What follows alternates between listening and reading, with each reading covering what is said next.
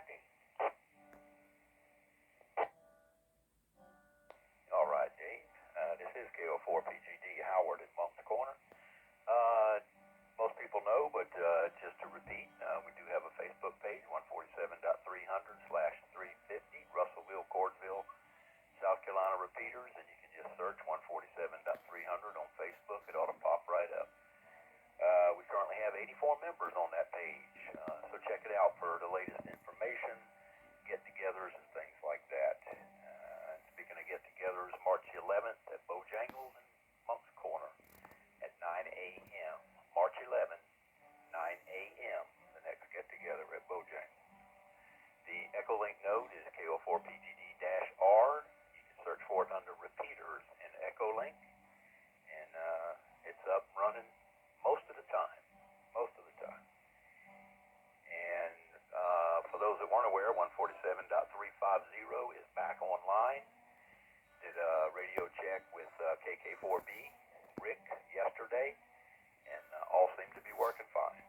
That's all I got, Dave. I'll send it back to you.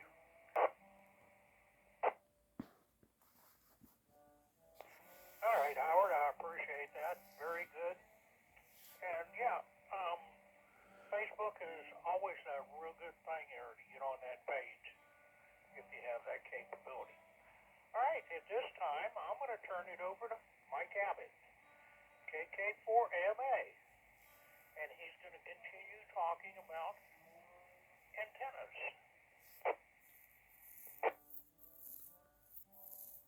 Hey, well, thank you very much, Dave.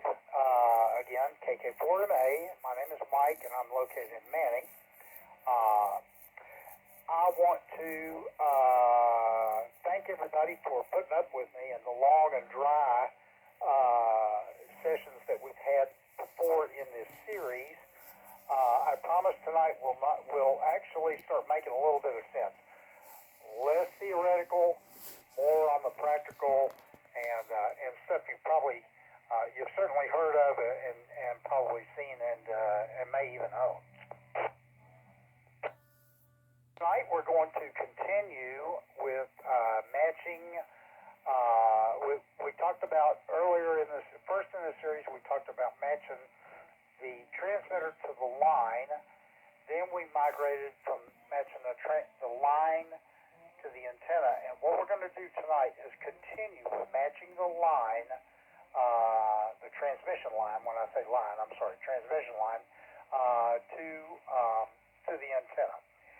Tonight we're going to start covering with several different matching techniques. We're going to cover the T match, T as in Tango, Gamma match, Omega match, a hairpin match, and a beta match. You guys may have heard of some or all of those matching vehicles, techniques, whatever. But first, let's move right into the T match. The T match is actually parallel conductors of a transmission line that are separated. Now, the transmission line is separated near the halfway point of an antenna, of a half-wave antenna. This half-wave antenna is not separated at the halfway point. In other words, there is not a quarter wave on each side of the center point. It is just one straight half-wave length wire. The T-match gets its name from you have a parallel line, and you start splitting off, or you cut that line in order to form a T. And the length of the horizontal parts of the T, of course, are determined by the quarter wavelength of the frequency that you're operating on. Okay, again, I said that the radiating part of the antenna is not broken or separated. It is, in fact, an entire half-wave length of wire. But at the halfway point, which turns out to be the quarter wavelength, but anyway, at the halfway point, we're going to connect T-match there.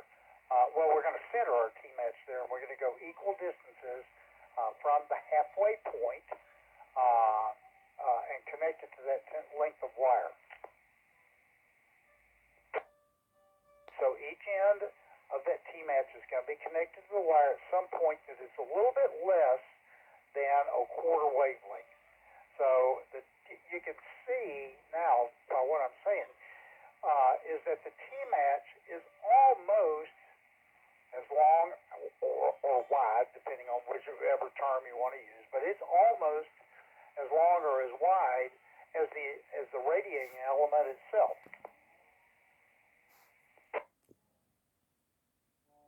Here's where it starts to get a little dicey, is because the distance between the radiator and the sections of the T-match, they constitute some sort of a certain amount of capacitance.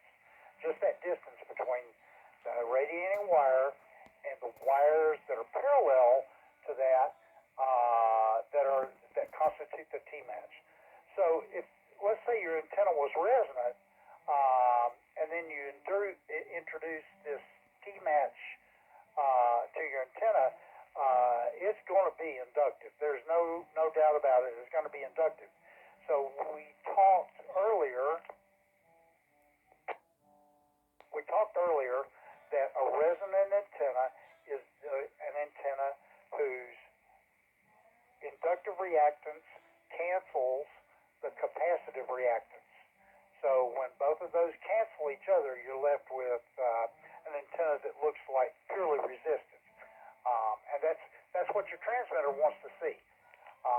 So anyway, get back to this. Let me find my place here in my notes.